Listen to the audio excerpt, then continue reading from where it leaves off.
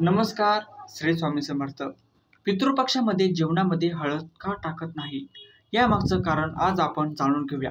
त्याआधी जर तुम्ही चॅनलवर नवीन असाल तर चॅनलला सबस्क्राईब करून बेल आयकॉन अवश्य प्रेस करा.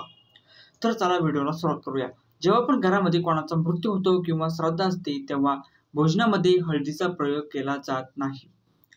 हळदीला बृहस्पती ग्रहाचं कारक मानलं जातं.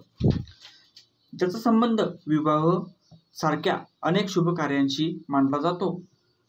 ज्या प्रकारे विवाह जीवनामध्ये रंग भरतो त्याच प्रकारे हळद सुद्धा भोजनामध्ये रंग भरते. जेव्हा कोणाचा मृत्यू होतो तेव्हा आपलं जीवन रंगहीन होऊन जातं, जसं की हळदी विना जेवण. म्हणूनच आपण पितृपक्षामध्ये जास्त मिरची असलेलं अन्न, मसाले असलेलं अन्न खात नाही. म्हणूनच पितृपक्षामध्ये हळद अजिबात खाऊ नये. व्हिडिओ जर आवडला असेल तर व्हिडिओला एक लाईक करा, शेअर करा आणि चॅनलला सबस्क्राईब करून बेल आयकॉन अवश्य प्रेस करा. नमस्कार.